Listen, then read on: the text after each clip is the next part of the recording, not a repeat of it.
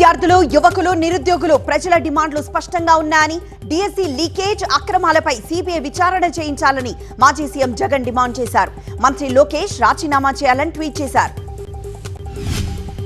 Fee reimbursement, వసతి దీవెనలు చెల్లించాలని, నెలకు 3,000 చొప్పున నిరుద్యోగ భృతి బకాయిలతో కలిపి 3 ఏళ్ల కాలానికి చెల్లించాలని జగన్ డిమాండ్ చేశారు. జెన్సీ ప్రశ్నలకు తప్పక సమాధానాలు చెప్పాలన్నారు. తిరువూరు ఎమ్మెల్యే కొలికపూడి శ్రీనివాసరావు వాట్సాప్ లో ఆసక్తికర పోస్ట్ పెట్టారు. దేశంలో అత్యంత కష్టమైన పరీక్షలు డిఎస్సి, సిఏ, నీట్ అన్నారు. వీటికంటే ఐఏఎస్, ఐపీఎస్ పరీక్షలే సులభమన్నారు. ఐఏఎస్ చివరి ర్యాంకర్ కు, ఐపీఎస్ మొదటి ర్యాంకర్ కు తేడా ఒకే ఒక్క మార్క్. కానీ డిఎస్సిలో అర మార్కు వ్యత్యాసం కూడా జీవితాన్ని మలుపు తిప్పుతుందన్నారు కొలికపూడి శ్రీనివాసరావు. అభ్యర్థుల కష్టంతో, విద్యార్థుల భవిష్యత్తుతో రాజకీయాలు చేయకండి అంటూ వాట్సాప్ స్టేటస్ పెట్టారు. తల్లిదండ్రులు కావాలనే మీ కలకు ఎందుకు ఆలస్యం? ఇప్పుడు ఉచిత కన్సల్టేషన్, ఉచిత స్కాన్, ఐవీఎఫ్ పై 20,000 వరకు తగ్గింపుతో మీ పేరెంట్హుడ్ ప్రయాణానికి 49 తోడుగా. వేలాది కుటుంబాల నమ్మకం 49 అంటే సంతానం, 49 అంటే సంతోషం. ఏపీ గ్రూప్ 1 కేసులో హైకోర్టుకు సిట్ తుది నివేదిక సమర్పించింది. గ్రూప్ 1 జవాబు పత్రాలపై దర్యాప్తు పూర్తి చేసింది సిట్. ఏపీ గ్రూప్ 1 కేసులో 736 మంది అభ్యర్థుల పత్రాలపై ఫోరెన్సిక్ ఆడిట్ సిట్ పూర్తి చేసింది. 9 మంది అభ్యర్థుల జవాబు పత్రాలపై సెకండ్ ఒపీనియన్ అడిగినట్లు సిట్ అధికారులు తెలిపారు. తదుపరి విచారణ సెప్టెంబర్ 1కి హైకోర్టు వాయిదా వేసింది.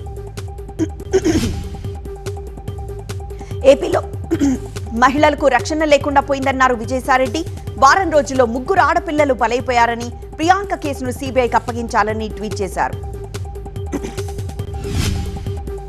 ఈ నెల 14న తెలంగాణ కేబినెట్ సమావేశం జరగనుంది. 14న ఉదయం 10:30కి సచివాలయంలో మంత్రివర్గం భేటీ కానుంది. హైదరాబాద్ లోని క్యూర్ పరిధిలో ఇందిరమ్మ ఇళ్ల దరఖాస్తుల గడువు పెంచింది ప్రభుత్వం. ఈ నెల 15 వరకు గడువు పొడిగించింది. వరుస సెలవుల దృష్ట్యా ఈ నిర్ణయం తీసుకున్నారు. ప్రజా సమస్యలు పరిష్కరించడమే తమ ఏకైక ఎజెండా అని సీఎం చంద్రబాబు అన్నారు. సమస్యలు పరిష్కరిస్తేనే జనాలు జై కొడతారని, లేదంటే 11కు పరిమితం చేస్తారని తెలిపారు. వైసీపీకి కావాల్సింది విధ్వంసమేనని చంద్రబాబు విమర్శించారు. డిఎస్సి నియామకాలపై వైసీపీ అసత్య ప్రచారాలను టీచర్లే తిప్పికొట్టారన్నారు. దేవుడి పేర్లు, మంత్రాలను అపహాస్యం చేయడం మానుకోవాలని వైసీపీ నేతలకు డిప్యూటీ సీఎం పవన్ కళ్యాణ్ కోరారు. పవిత్ర గోవిందనామాలను రాజకీయ ప్యారడీగా మార్చి భక్తుల మనోభావాలు వైసీపీ నేతలు కించపరిచారని ఆగ్రహం వ్యక్తం చేశారు. అమరావతిలో నిర్మించే ఐకానిక్ భవనాల తుది డిజైన్లపై చర్చించేందుకు మంత్రి నారాయణ, సిఆర్డీఏ అధికారుల బృందం లండన్ వెళ్లింది. నార్మన్ ఫోస్టర్, హఫీజ్ కాంట్రాక్టర్స్ ప్రతినిధులతో సమావేశమయ్యారు. పొగాకు రైతులకు ఒక్కొక్కరికి 50,000 రూపాయల రుణాలు ఇవ్వాలని నిర్ణయించామని వ్యవసాయ శాఖ మంత్రి అచ్చెన్నాయుడు అన్నారు. పొగాకు రైతుల సమస్యలపై మంత్రులు అచ్చెన్నాయుడు, గొట్టిపాటి రవి, బాల వీరాంజనేయులు సమీక్షించారు. పొగాకు రైతులకు క్వింటాకు 1,000 రూపాయలు రాష్ట్ర ప్రభుత్వం నుంచి ఇవ్వాలని నిర్ణయించామని మంత్రులు తెలిపారు.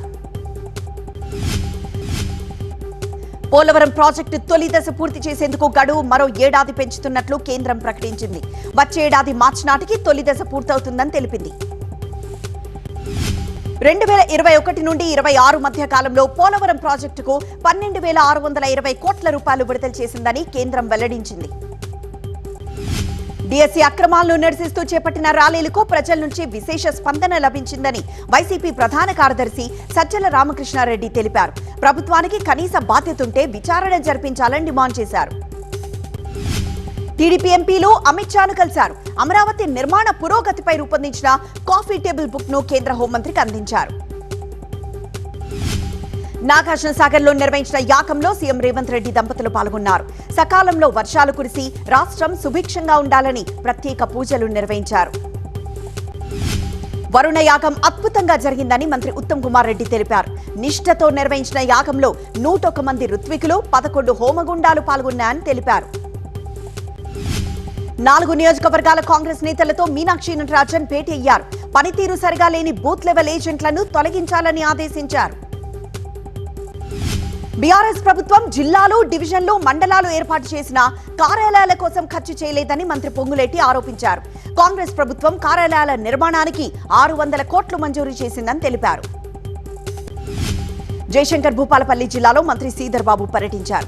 మహాముత్తారం మండలంలోని ములుగుపల్లి, మహాముత్తారంలో 4 నూతన అంగన్వాడీ కేంద్రాలను ప్రారంభించారు. తెలంగాణలో ఎస్ఐఆర్ పై బీఆర్ఎస్ కసరత్తు చేస్తోంది. ఇవాళ ఎస్ఐఆర్ స్టేట్ కమిటీతో కేటీఆర్ భేటీ అవుతారు. హరీష్ రావుపై కాంగ్రెస్ నేత జగ్గారెడ్డి సంచలన ఆరోపణలు చేశారు. బీఆర్ఎస్ ప్రభుత్వ హయాంలో తనను అరెస్ట్ చేసి పీడీ యాక్ట్ పెట్టేందుకు కుట్ర చేశారని ఆయన ఆరోపించారు. కేంద్ర మంత్రి నిర్మలా సీతారామన్ కు కేటీఆర్ లేఖ రాశారు. పీఎం ఏక్తా మాల్ టెండర్లలో భారీ కుంభకోణం జరిగిందని తెలిపారు. ప్రజా భూములు, నిధులను ప్రైవేట్ డెవలపర్ కు అప్పగిస్తున్నారని కేటీఆర్ ఆరోపించారు. పీఎం ఏక్తా మాల్ టెండర్లు రద్దు చేసి స్వతంత్ర విచారణ జరిపించాలని కేంద్ర మంత్రి నిర్మలా సీతారామన్ ని కేటీఆర్ కోరారు. 2 ఏళ్లలో కేసీఆర్ తిరిగి సీఎం అవుతారని బీఆర్ఎస్ వర్కింగ్ ప్రెసిడెంట్ కేటీఆర్ ధీమా వ్యక్తం చేశారు. మెడికల్ కాలేజ్ కి పెద్ది సుదర్శన్ రెడ్డి పేరు పెడతామని ప్రకటించారు. పెద్ది క్యాడర్ ను కాపాడుకునే బాధ్యత పార్టీదేనని స్పష్టం చేశారు. తెలంగాణ ఉద్యమంలో పెద్ది సుదర్శన్ రెడ్డి పాత్ర కీలకమని మాజీ మంత్రి హరీష్ రావు అన్నారు. ఏనాడు ప్రభుత్వ బెదిరింపులకు పెద్ది సుదర్శన్ తలొగ్గలేదని చెప్పారు. సత్యవేడు నియోజకవర్గం కేవీబీపురం మండల కేంద్రంలో రైతులకు పట్టా పాస్ పుస్తకాలను ఎమ్మెల్యే ఆతిమూలం పంపిణీ చేశారు. రైతుల సంక్షేమం కోసం సీఎం చంద్రబాబు ప్రత్యేక దృష్టి పెట్టారన్నారు సత్యవేడు ఎమ్మెల్యే ఆతిమూలం. పంట పొలాలకు శాశ్వత రోడ్డు వేసే కార్యక్రమం చేపట్టిన ఏకైక ప్రభుత్వం మన ప్రభుత్వం అన్నారు. నేటి నుంచి ఏపీలో జూనియర్ డాక్టర్ల సమ్మె జరుగుతుంది. స్టైఫన్ పెంపుపై ప్రభుత్వం నుంచి రాతపూర్వక హామీ రాకపోవడంతో సమ్మె చేస్తున్నట్లు ఏపీ జూడా ప్రకటించింది. E20 పై ఎంపీ కొండా విశ్వేశ్వరరెడ్డి ప్రెజెంటేషన్ ఇచ్చారు. ఇథనాల్ వినియోగంతో భారత రైతాంగానికి మేలు జరుగుతుందన్నారు.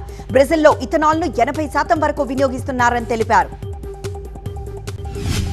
E20 పై దుష్ప్రచారం సాగుతోందన్నారు ఎంపీ కొండా విశ్వేశ్వరరెడ్డి.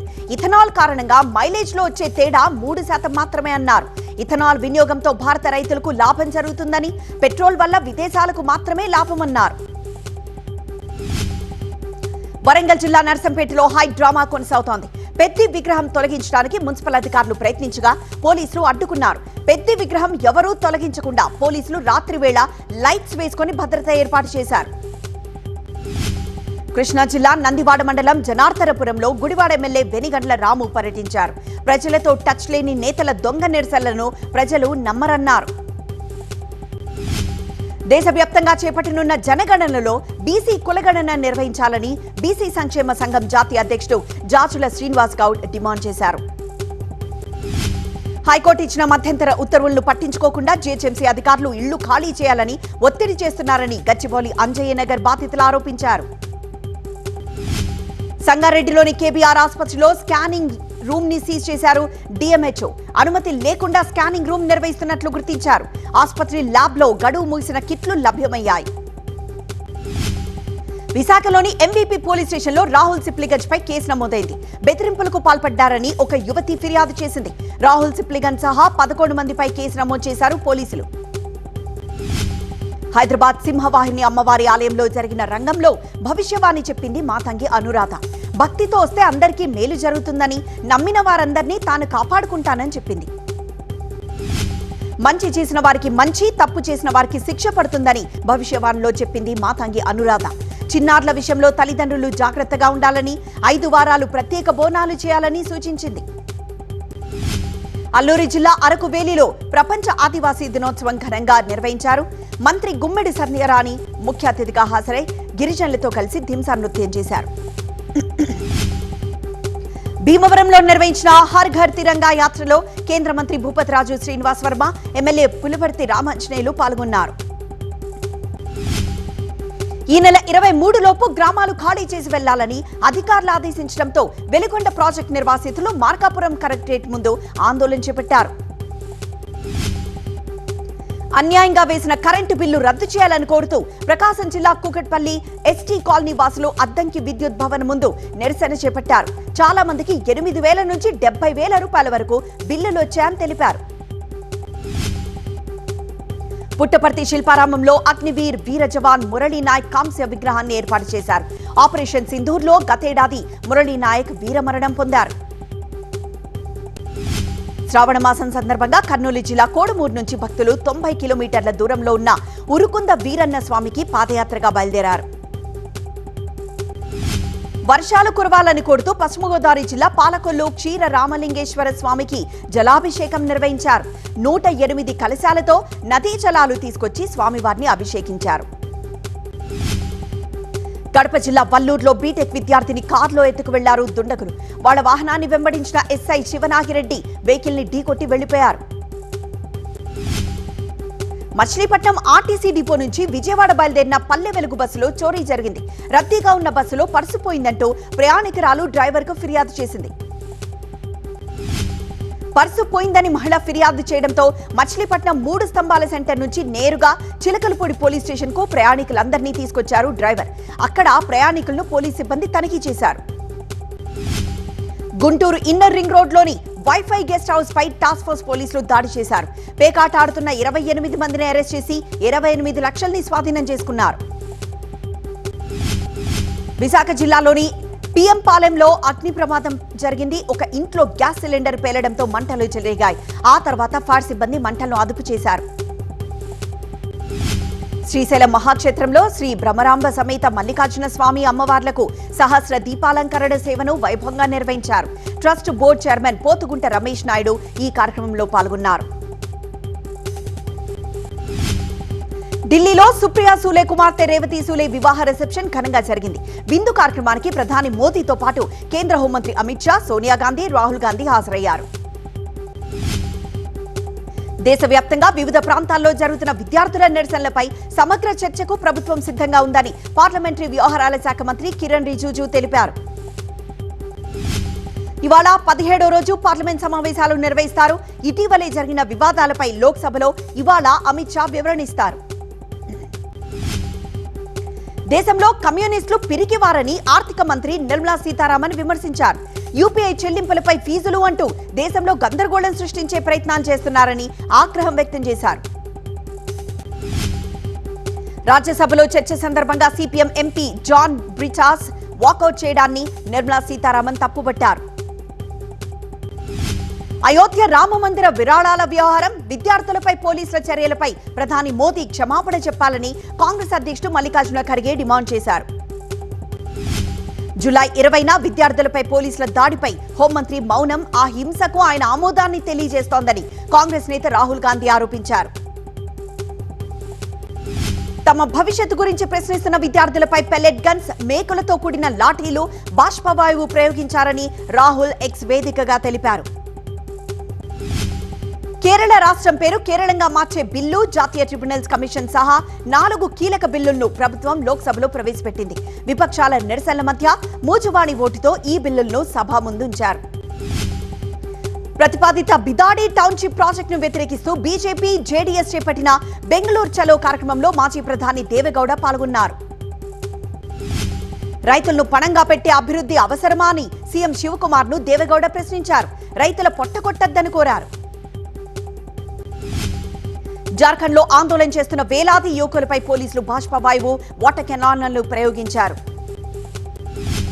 జార్ఖండ్ లోని రాంచీలో 9 రోజులుగా నిరాహార దీక్ష చేస్తున్న విద్యార్థి నేత దేవేంద్రనాథ్ మెహతోను ఆసుపత్రిలో చేర్పించారు. స్లోవేనియాలో భారత రాయబార కార్యాలయం ప్రాంగణంపై ఖలిస్తాన్ అనుకూల శక్తులు రాసిన పిచ్చి రాతలను భారత్ ఖండించింది. దీనికి పాల్పడిన వారిపై కఠిన చర్యలు తీసుకోవాలని స్లోవేనియా ప్రభుత్వాన్ని కోరింది. యునైటెడ్ నాగా కౌన్సిల్, మణిపూర్ ప్రభుత్వం మధ్య ఉన్నత స్థాయి చర్చలు జరిగాయి. ప్రభుత్వం తరపున మణిపూర్ డిప్యూటీ సీఎం లోసి దీకో, హోంమంత్రి గోవింద్ దాస్ సింగ్ పాల్గొన్నారు. విద్యాసంస్థలు, ప్రభుత్వ కార్యాలయాల్లో నిర్వహించే కార్యక్రమాల్లో ముందుగా తమిళ రాష్ట్ర గీతం పాడడం తప్పనిసరంటూ తమిళనాడు సీఎం విజయ్ ప్రవేశపెట్టిన తీర్మానాన్ని అసెంబ్లీ ఆమోదించింది. విద్యావాహిని యోజనలో భాగంగా విద్యార్థులకు ఢిల్లీ సీఎం రేఖా గుప్తా సైకిళ్లు పంపిణీ చేశారు. దాదాపు 200 మంది అమ్మాయిలకు వీటిని అందజేశారు. సైకిళ్లను కేవలం రవాణా సాధనంగా చూడొద్దని, ఇది బాలికల విద్యకు చేయూత, వారి ఫ్రీడమ్ కు గుర్తు అని సీఎం రేఖా గుప్తా అన్నారు. మాజీ సైనికుడు, భౌగోళిక రాజకీయ విశ్లేషకుడు మదన్ కుమార్ రచించిన ఆపరేషన్ సింధూర్ ది అన్టోల్డ్ స్టోరీని తమిళనాడు బీజేపీ మాజీ అధ్యక్షుడు అన్నామలై ఆవిష్కరించారు. మేకదాటు ప్రాజెక్టుకు తక్షణమే అనుమతి ఇవ్వాలని డిమాండ్ చేస్తూ కన్నడ సంస్థలు కర్ణాటక, తమిళనాడు సరిహద్దుల్లోని అత్తిబేలేలో నిరసన ప్రదర్శన చేపట్టారు. అంతర్జాతీయ సరిహద్దుల్లో ఉండే సైనికుల కోసం గుజరాత్ వడోదర వాసులు వినూత్న ప్రయత్నం చేపట్టారు. రాఖీ పండుగ సందర్భంగా వారికి పంపేందుకు ప్రపంచవ్యాప్తంగా 68,000 రాఖీలు సేకరించారు. జమ్మూ కశ్మీర్ రాజౌరి జిల్లాలోని కొట్రాంకా సబ్ డివిజన్ పరిధిలోని 8 గ్రామ పంచాయతీల్లో స్కూళ్లకు సెలవులు ప్రకటించారు. ఈ ప్రాంతంలో వీధి కుక్కలు దాడి చేయడంతో విద్యార్థుల భద్రతను దృష్టిలో పెట్టుకుని సెలవులు ప్రకటించారు. హైదరాబాద్ ఎల్బీ నగర్ లో మహిళా డ్రగ్ సప్లయర్ సునీతను ఈగల్ బృందం పట్టుకుంది. ఒడిషా నుంచి గంజాయి తీసుకొచ్చి హైదరాబాద్ లో అమ్ముతున్నట్లు గుర్తించారు. 6 కేజీల గంజాయిని స్వాధీనం చేసుకున్నారు. బెంగళూరు పోలీసులు 8 మంది విదేశీయులు సహా 39 మందిని అరెస్ట్ చేశారు. వీరి నుంచి 55.80 కోట్ల రూపాయలు విలువ చేసే 200 కేజీల మాదక ద్రవ్యాల్ని స్వాధీనం చేసుకున్నారు. గుజరాత్ రాజ్కోట్ పోలీసులు దాదాపు 1500 కేజీల బరువున్న 12,000 జెలటిన్ స్టిక్స్, 4,000 డిటోనేటర్లు, 30 బండిళ్ల బ్లాస్టింగ్ వైర్లని స్వాధీనం చేసుకున్నారు. పంజాబ్ అమృత్సర్ పోలీసులు 2 అక్రమ ఆయుధాల ముఠాను పట్టుకున్నారు. వీరి నుంచి 10 పిస్టల్స్, 5 క్యాట్రిడ్జ్లు, 1 డ్రోన్, కేజీ హెరాయిన్ ను స్వాధీనం చేసుకున్నారు. రాజస్థాన్ ఝాలావాడ్ జిల్లాలో రికార్డు స్థాయిలో వర్షాలు కురుస్తున్నాయి. సునేల్లో ఒక్కరోజే 300 మిల్లీమీటర్ల వర్షపాతం నమోదైంది.